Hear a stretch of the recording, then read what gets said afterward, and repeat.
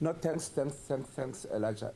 Look, the elephant in the room, in the context of the Eastern Cape schooling system, is what I regard it as shape and size of schools. Because any problem you see stems from there. Whether have you been able to align, coordinate, structure your schooling system in a manner that does not undermine the quality of the service that you ought to give to the nation. So one phenomenon that is a nerve in the system is the small and viable schools. Precisely because of the historical evolution of the system itself, Minister. You have got a very uncomforting history, a history of establishing schools on the basis of changes of headmanship in all villages. Once a headman is being changed from one clan to another clan, that clan establishes its own schools, which then results into you having 3 schools in one village, which is a serious constraint in terms of the government's policy framework and also provisioning of resources. Because remember, our fiscus policy in the country talks to people individually. So once you have got a plethora of schools that could not be able to meet the required policy framework and demands, you run a risk of a crisis that you are talking about. So the number of mud schools you have are as a result of exactly what I'm talking about.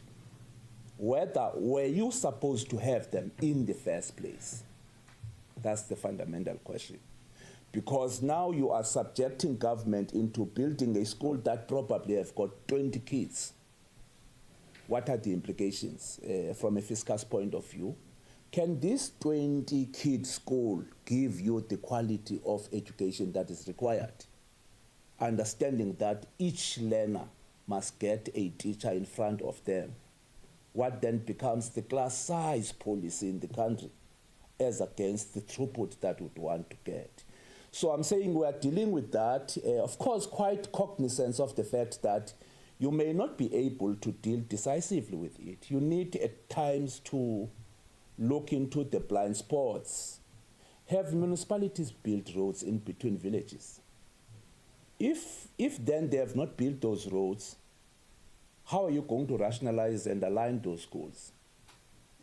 And if then you derive pride and comfort out of the scholar transport, are you then suggesting that Department of Education must overstretch itself in terms of transporting kids? What are the implications in terms of the throughput as well? So I'm saying it's a basket of number of issues, Minister, that needed a well sober management and leadership of the sector that drives a coherent system of schooling in the province. But lastly for me is just a question of ensuring that also there is stability. There is stability, whether you provide resources in terms of the human resource from the learner support agencies that we have established in trying to secure sanity in terms of the school safety. But it is transpiring, Minister, that currently, if then the security and justice cluster does not meet up and begin to derive a plan for the nation in general, then we might find ourselves being vulnerable as a sector. Because remember, our task is to make sure that we teach and learn. And beyond that is another sector's mandate. But however, if that is not attended to, it has got a potential of taking you out of the mandate that the minister has just talked about. Thanks, Elijah, and the minister. Thank you, MEC. On the issue around the mud schools, I think what the MEC has done is to put to you, I suppose, the contextual environment in which we exist in, that there are various stakeholders that are responsible here. whether it is at a local government level, at providing infrastructure in terms of roads, whether it is about schools that are no longer viable and consolidating them.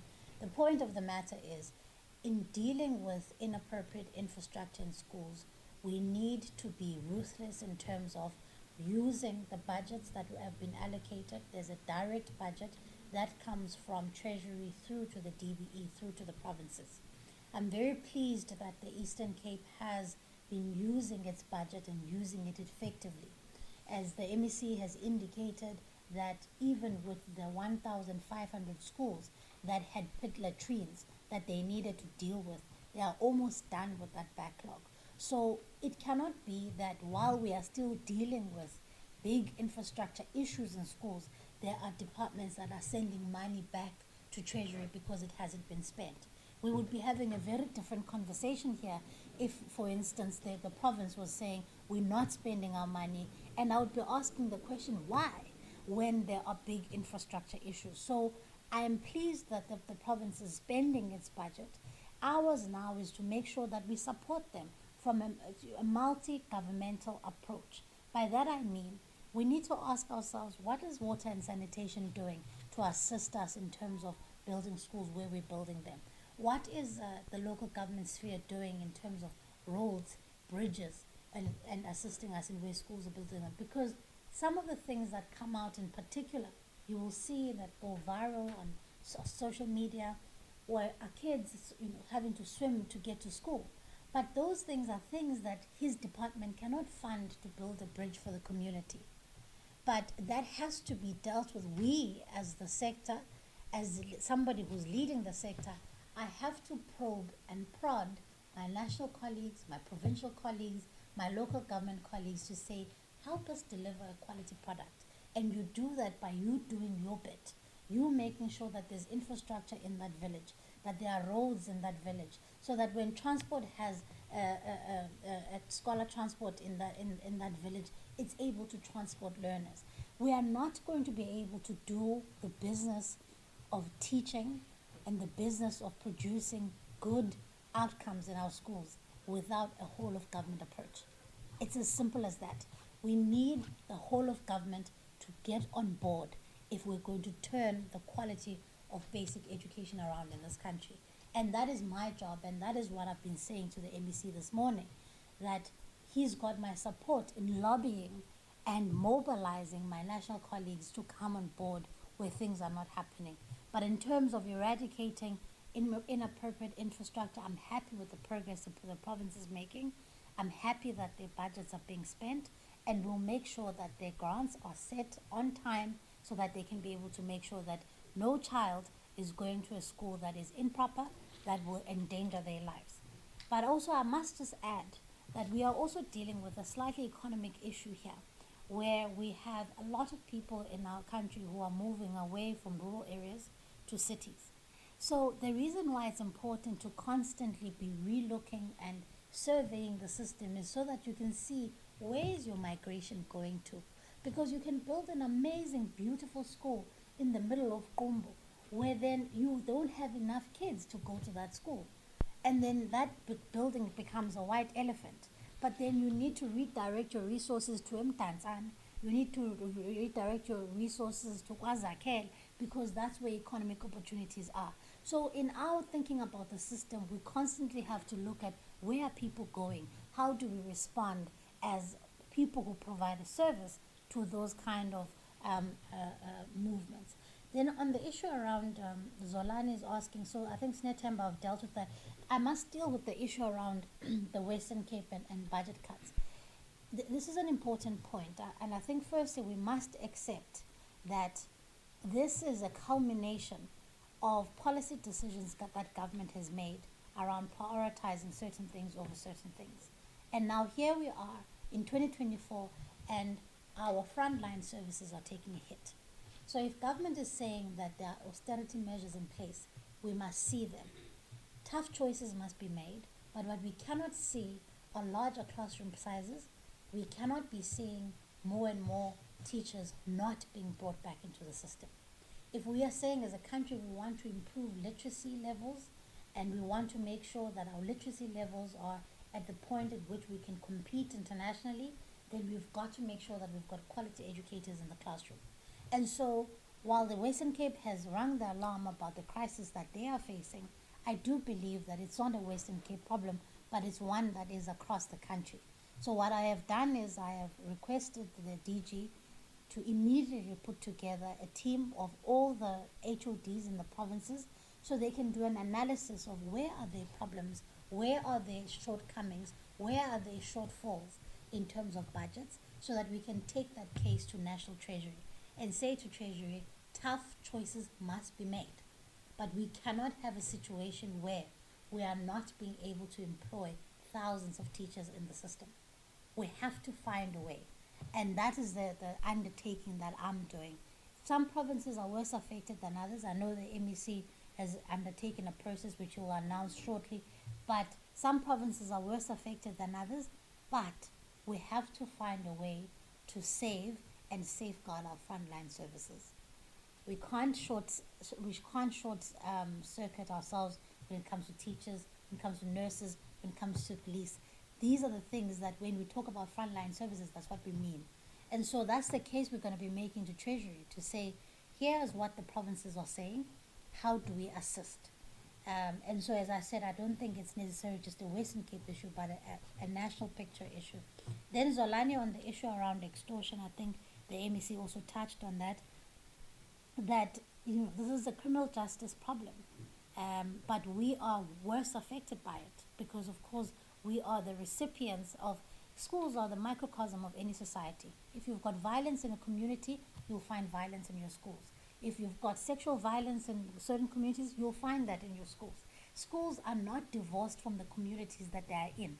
They are a reflection of whatever community they're in.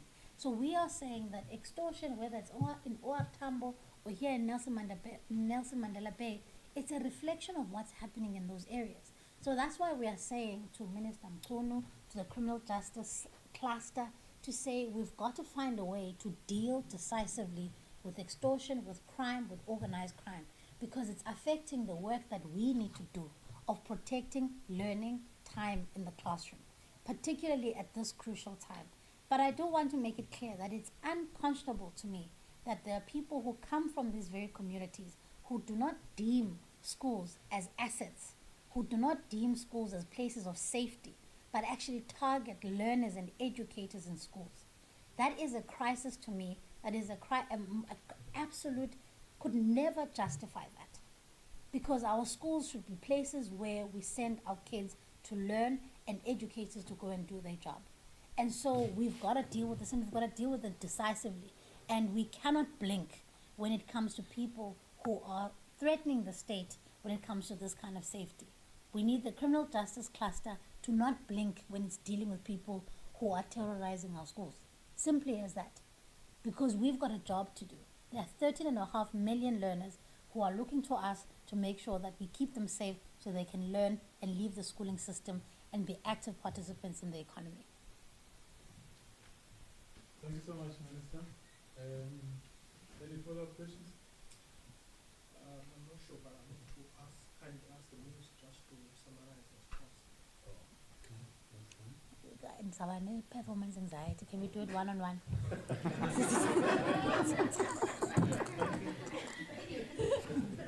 Maybe just to from the minister. Minister, is Literacy Month in September. Yes. And everywhere you go, you talk about improving literacy. Just maybe a message on that with the COVID. Yeah. No, I think it's, as we going into Literacy Month and having heard, for instance, the presentation from the province, it is so encouraging to start to see that the sector is singing in unison. I think before there were multiple messages, and now the sector is clear. We've got to improve literacy in order to unlock and essentially unlock the potential of the learners in our system, in order to make sure that our learners are one day able to leave the sector and leave the system with a quality product in their hand of that matric results, so that it can mean something. And so as we're in Literacy Month, we're going to be doing a lot to talk about and promote what it is that we're doing. For instance, the Eastern Cape is a success story when it comes to that. in that they have systemically over the past 5 years improved their matric results. And that's a good story to tell. They've got a big ambitious task of reaching 85% this year of their matric pass rate, but it speaks to a province that understands that literacy, which is an all-encompassing concept, literacy is the only way to pull people out of poverty.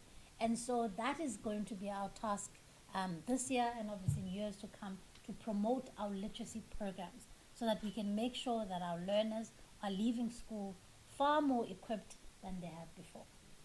Thank you very much, Minister. Thanks, MEC. Yeah, your one-on-one will come.